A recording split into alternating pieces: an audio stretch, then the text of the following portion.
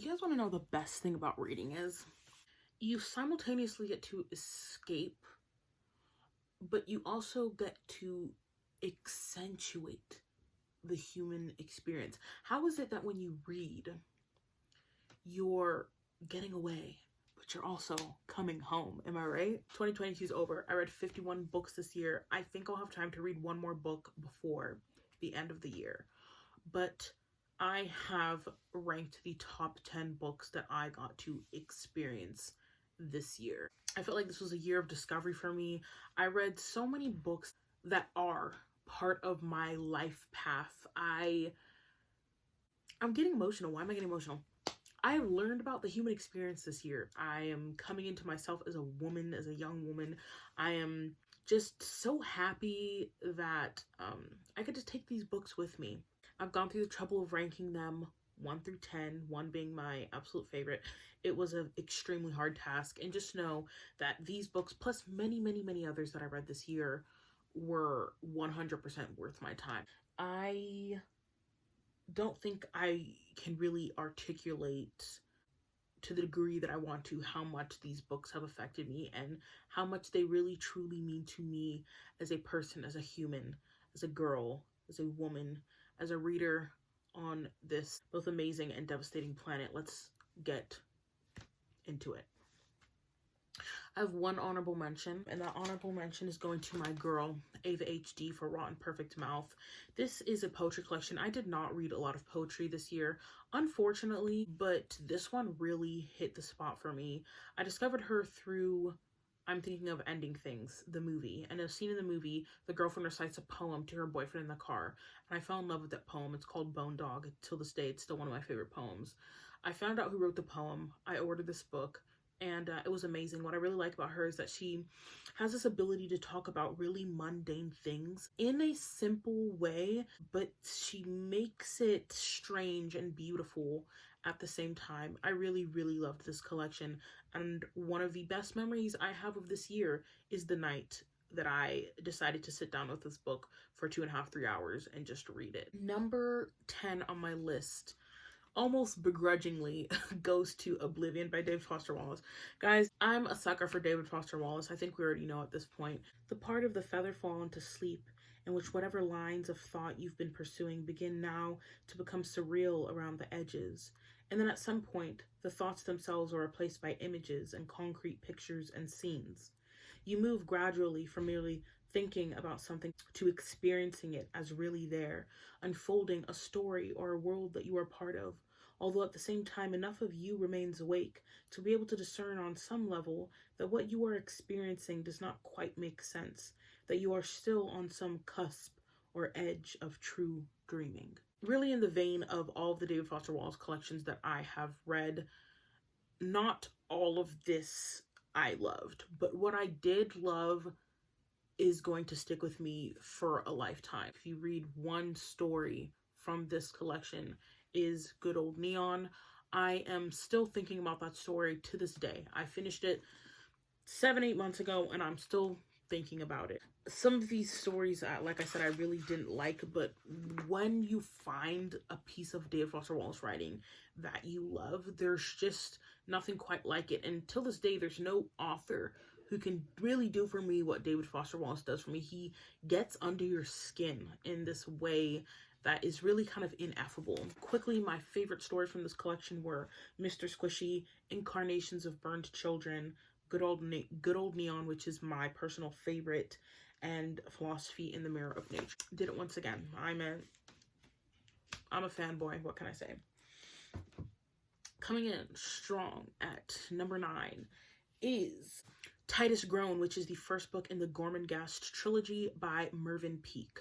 As Fuchsia climbed into the winding darkness, her body was impregnated and made faint by a qualm as of green April. Her heart beat painfully. This is a love that equals in its power the love of man for woman and reaches inwards as deeply. It is the love of a man or of a woman for their world, for the world of their center where their lives burn genuinely and with a free flame. The love of the diver for his world of wavering light, his world of pearls and tendrils, and his breath as at his breast, Born as a plunger into the deeps, he is at one with every swarm of lime green fish, with every colored sponge. As he holds himself to the ocean's fairy floor, one hand clasped to a bedded whale's rib, he is complete and infinite. Pulse, power, and universe sway in his body. He is in love. This book has some of the kind of most singularly recognizable and zany characters that I have encountered in literature this entire year. We follow kind of the first couple years of the life of the residents of a huge gothic labyrinthine castle called Gormenghast, which is really a character in of itself and is like an ecosystem that houses all of these souls, bodies, and mind, almost being a soul, body, and mind itself. The heir of this castle is born. His name is Titus. I believe he's going to become a bigger player in the next two novels, which I have not read yet, but he is a baby for the majority of Titus Groan. And it has such an eerie feel to it. The castle is so big, nobody really comes in, nobody really leaves, and you can quite literally, and a couple characters do, get lost in the castle itself. I just really appreciate the scope of imagination that was going on here. Somehow this novel feels so big, even though it all takes place in this one secluded, closed off area. And the plot is so unpredictable. You never know what's going to happen next. And the way that Mervyn Peake brought these characters to life is just absolutely amazing. I just didn't read anything else like it the whole year. I don't know why I want to say this, but all the characters feel clownish in the way that they all kind of overwhelmingly embody one feeling or one idea or one kind of central personality trait that makes them really interesting to watch interact with each other. And I just had such a great time reading the first installment of the trilogy, and I cannot wait to finish it next year. If you guys want to join like a weird kind of dark gothic tale, almost feels a little bit like Poe, you need to pick up Titus Groan and just see what it's about. You're gonna be kind of shocked going into it. The language is so rich and delicate and super descriptive and just everything I really, really like in writing. And it was just so good. Coming in strong at number 7, I have Who Will Run the Frog Hospital by Lori Moore. Were we just waiting to leave horse hearts, our friends, enemies, our airless family lives? I often think that at the center of me is a voice that at last did split. A house in my heart so invaded with other people and their speech, friends I believed I was devoted to, people whose lives I can only guess at now, that it gives me the impression I am simply a collection of them, that they all existed for themselves but had inadvertently formed me, then vanished. But what? Should I have been expected to create my own self, out of nothing, out of thin, thin air, and alone? This book really took me by surprise. It starts off with this woman who is eating brains, literal brains, at a very expensive restaurant in Paris with her husband. She is disillusioned. She's in her 40s. She's on the edge of divorce. And the majority of this book is her recalling and recounting a very intense childhood friendship that she had with this girl named Sills. This book at its core is about how other people make us who we are, and no matter how minute their role seems to be in our lives, it's about the exchange that we have with other living human beings. And this book is really surrounded by this hazy atmosphere of the difference between how we see the world when we're younger and we have this type of hope and these ideas about what the future holds in comparison to how things change and shift and morph as we get older. And I really just felt this on a deep, almost spiritual level. When this book finished, I felt like my heart had kind of dropped out of my soul, even though not much really happens in this book at all. It was just such a beautiful, short, sweet exploration into the mundane and what the mundane means to us and how it makes up these large parts of our lives.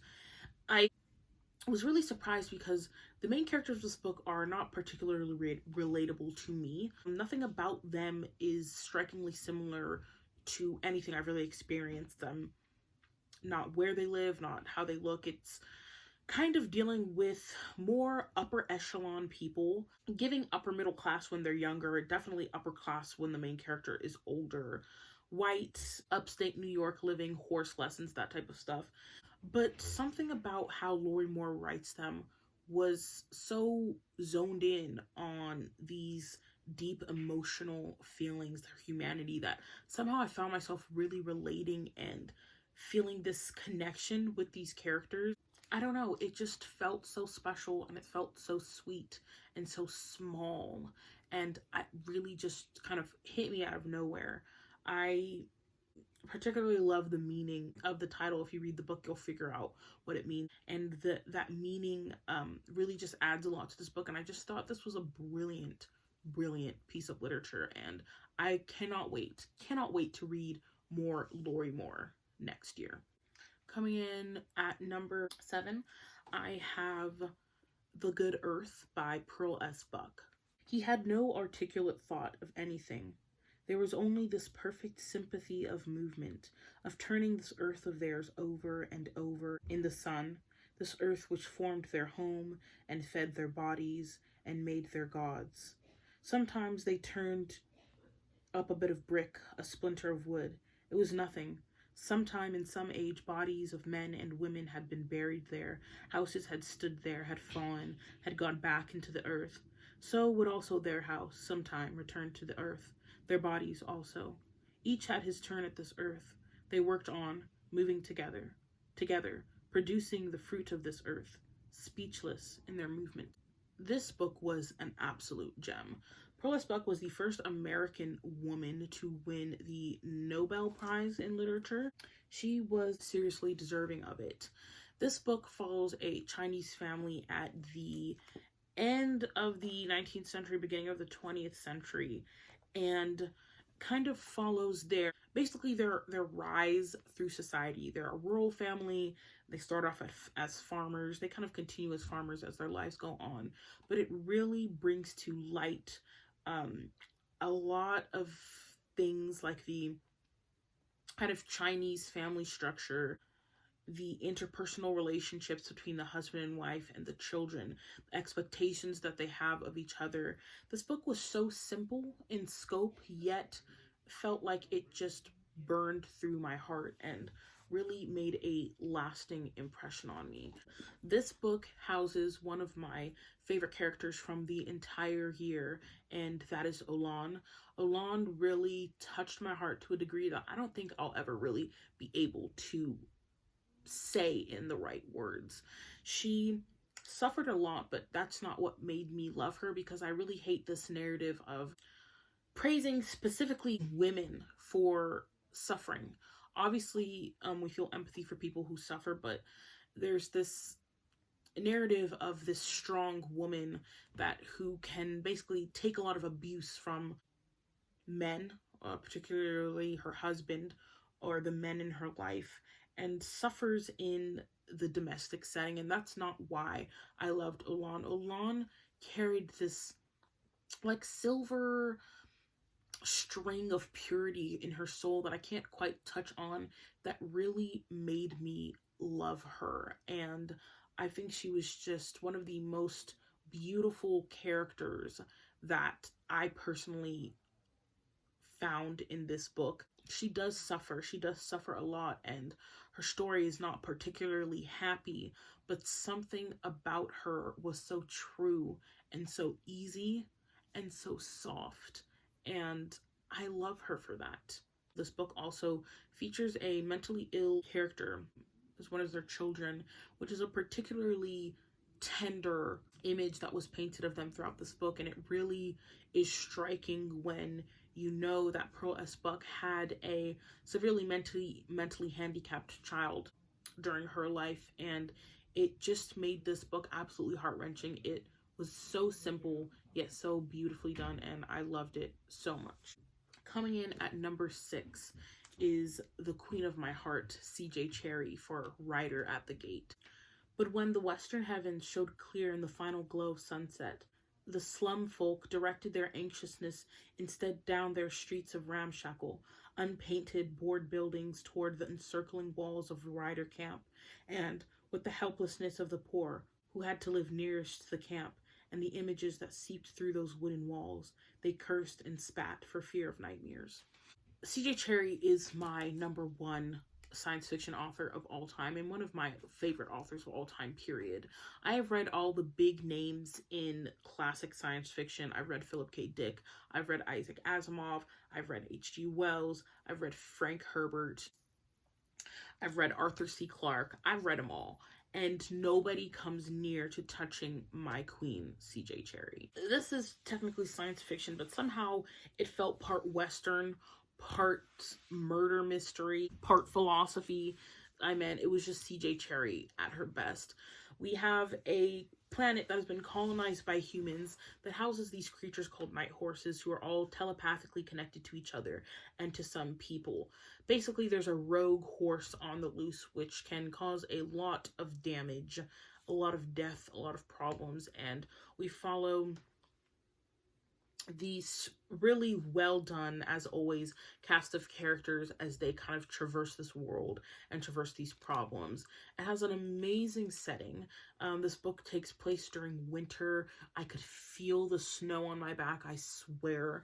And C.J. Cherryh just did what she did best and just weaved this amazing story with these amazing characters that are always so different from one another, which makes it such a treat to watch them interact and see how they deal with each other, because she always just knows what she's doing, and that each character is really so fully fleshed out. She's great at world building. She's really great at kind of dissecting and presenting complicated relationships, and I love her to no end, and I'm so happy that this book has a sequel because I cannot wait to read it.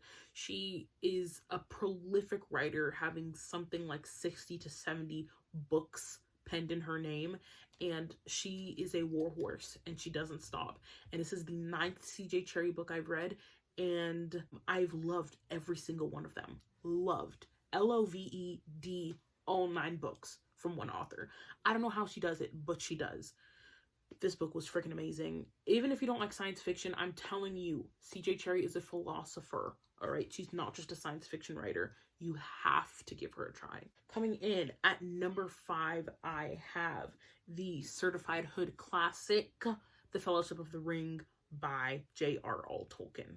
The world is indeed full of peril, and in it there are many dark places, but still there is much that is fair, and though in all lands love is now mingled with grief, it grows perhaps the greater. I don't know how much introduction The Fellowship of the Ring needs, but it is the first book in the Lord of the Rings trilogy, the classic Lord of the Rings trilogy by our king Tolkien, and it was just as good as it is hyped up to be. I have heard people putting disrespect on Tolkien's name. Just recently I heard a video, somebody saying the sentence, "Why would I read Tolkien when I can read Brandon Sanderson?" And y'all, some people give him this acknowledgement of, yes, he's the grandfather of modern fantasy, but people have done it better. And I'm not a huge fantasy reader. I will read Brandon Sanderson next year, so maybe I'll understand that comparison then. But he deserves his place, and he has stood the test of time with these books. I was never bored. The feat of the imagination, the love, the energy, the effort that was put into these books is tangible. I love how the book really centers on friendship, and I particularly love how there is a focus, particularly between Sam and Frodo, on like this tender male friendship, which I think is super rare, especially to see in fantasy, where, you know, a lot of it is swashbuckling and dangerous. And this book does feel dangerous, and it does feel like there's a lot at stake, but it still feels like at the end of the day, it's about friendship and it's about love. And I love the hobbits. I love their way of life. I love Sam. I love Frodo. I love Bilbo.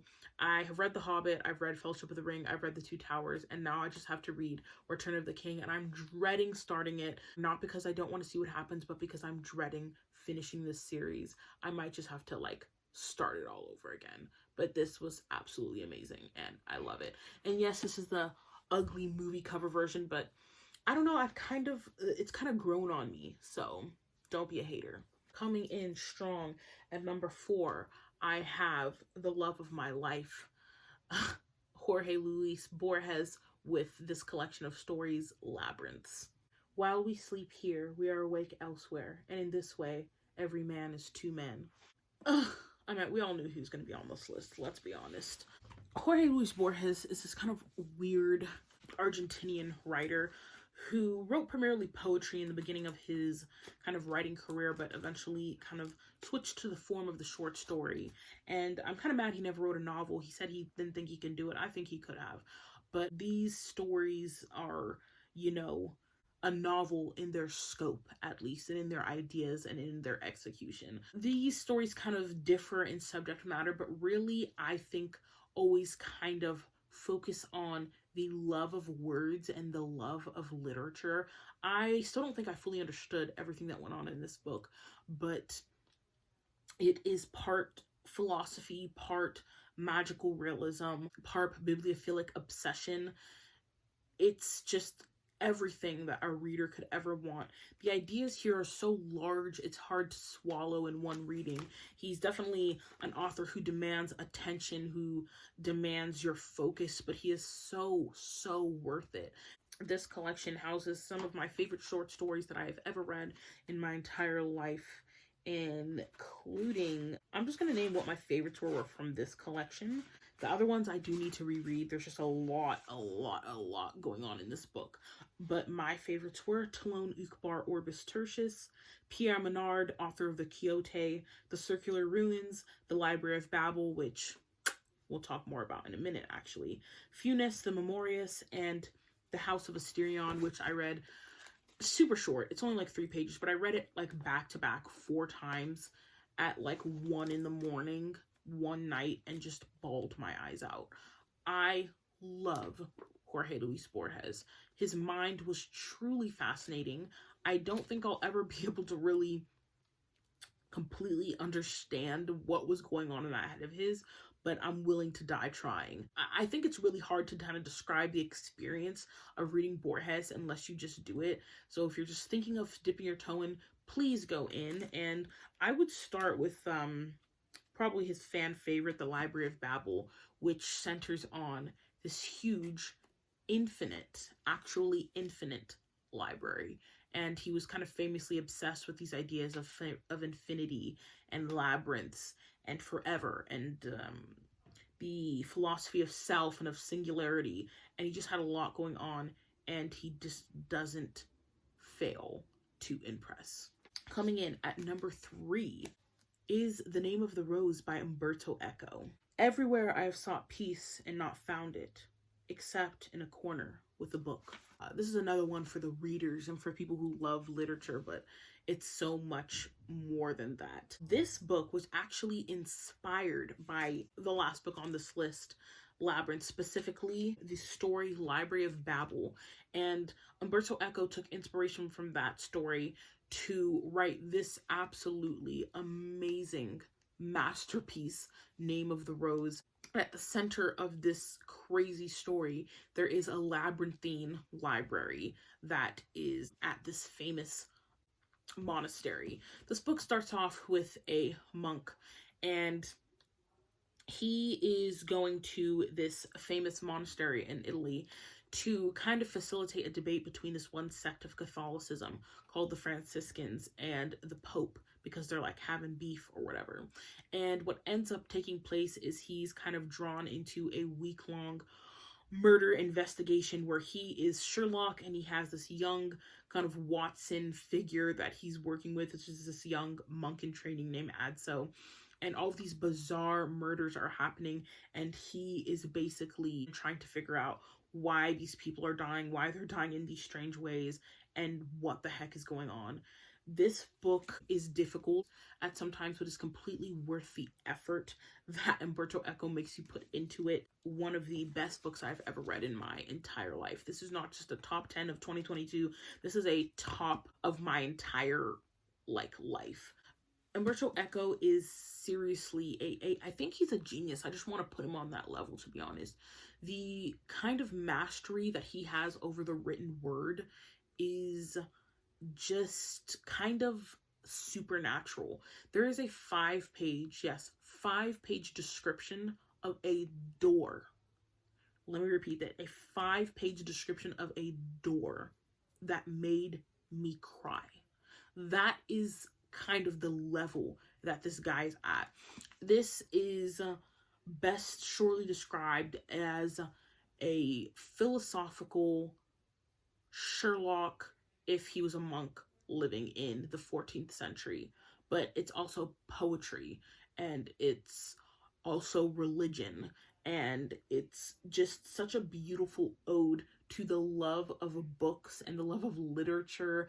And I just want to sit down and just reread this, because even though it took a lot of effort, it just felt so worth it. And I miss it. Like, I genuinely miss the feeling that I had while I was reading this book, and nothing in this whole year really touched it. That was The Name of the Rose by Umberto Eco. You have to read it. You just have to. Coming in strong at number 2, I have Ice by Anna Kavan. Wherever she looked, she saw the same fearful encirclement, soaring battlements of ice, an overhanging ring of frigid, fiery, colossal waves about to collapse upon her. Frozen by the deathly cold emanating from the ice, dazzled by the blaze of crystalline ice light, she felt herself becoming part of the polar vision, her structure becoming one with the structure of ice and snow. As her fate, she accepted the world of ice, shining, shimmering, dead. She resigned herself to the triumph of glaciers. This book is amazing. It really kind of defies being put into a genre. It's kind of like stream of consciousness, magical realism, fantasy. It's really, really hard to kind of pin down. But basically, we're looking into kind of this dystopic future where the world is being taken over by another ice age. And at the center of this novel, we have this girl, this waify albino figure who's described as being made of glass and having hair made of silver. And this man who is searching for her. This book is really, really hard to pin down, not just in genre, but in what's going on with the actual story. The perspectives can change on you without warning. It's hazy, it's hallucinatory, and it absolutely took me by force. This book, like I said, centers on this kind of obsessive search that this man is having, looking for this kind of ice princess, elusive figure, and you never know exactly what's going on. You never know how close he is to finding her. You never know the exact nature of their relationship. There's so many things that are left up to the reader to use your own soul, your own experiences, your own understanding of life to fill in the gaps of what's going on in here. And this book just is so strong in its setting. It was almost mind-boggling. Every time I would open this book during the week that I was reading it, I felt almost like a physical sensation as I was reading the pages, just how visceral the imagery was, how I felt like I was there, how it felt so concrete, yet also so fleeting, and like I couldn't understand it, yet I was so close to it at the same time. The ending of this book was amazing. I still think I need to reread this, just because it's one of those books where I still don't think I completely know exactly what happened. Even though I think a lot of this book is up for interpretation, a lot of this book is up for the reader to kind of decide how they want to see it, how they want to put it together. I don't know. It was like, it was transcendent. I can just remember almost every instant I sat down with this book during that week, and it felt like just like a movie playing in my head. I can't explain it. It was really scary. This book made me feel so uneasy, yet I couldn't stop reading it. I was fearful. Something about it was like almost kind of creepy. I just can't recommend this highly enough. If you want something that's really going to challenge you, but also like dazzle you with its beauty, you need to read Ice by Annika Von. She had a really tough life, and I think this book is like a beautiful ode to the pain that she was in, and she somehow made it just extremely beautiful. And last but not least, the best thing that I read this year goes to the one and only Song of Solomon by Toni Morrison. When you expectin', you have to eat what the baby craves, Pilate said, lest it come into the world hungry for what you denied it. This book is almost supernatural to me because I don't understand. I still, to the moment that I'm talking to you now, down to this very moment, cannot understand how a human woman wrote this book. It was that good. The story was almost biblical in scope and actually does have a lot of biblical references throughout. Almost every character has a biblical name, and I still think I need to make certain connections in my head when I reread this, which I will be doing soon. But we follow a Black family in the 1930s to the late 1960s, I think, and the heart of this story is it's familial relationships. It's about finding yourself. It's about Black masculinity. It's about Black belonging. But it's about, at its core, the human experience. What you do when you're presented with a life and you don't quite feel at home in it.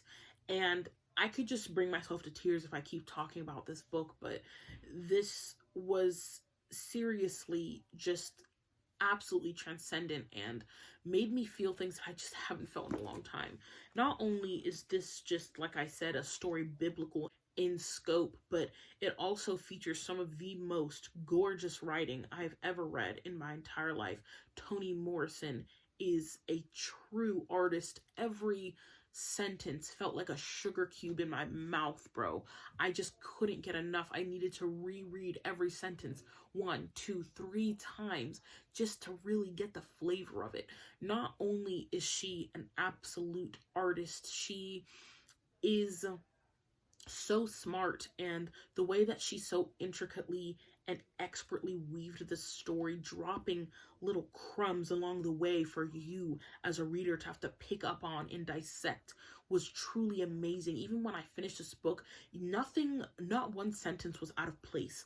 Not one word was unnecessary. She knew what she was doing. As you just go through the book and you read more and more and more is revealed and more conversations are had, you see what she did in the previous chapter, in the previous sentences. You can just see all the clues that she left for you, and it's one of those books that just begs to be reread.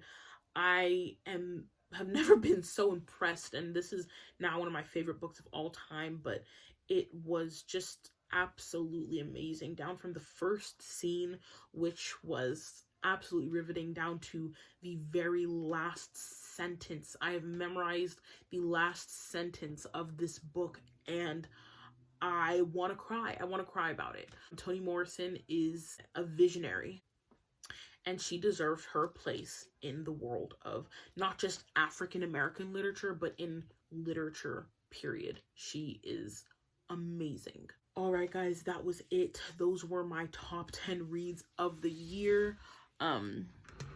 Bring you in close and personal. Thank you guys for watching this video. I want to know what you guys read this year. What was the best books? What were the best experiences? What were the best stories that you got to have and be part of this year? I want to know. Thank you all so much for watching this video. If you did, I hope something on here might strike your fancy.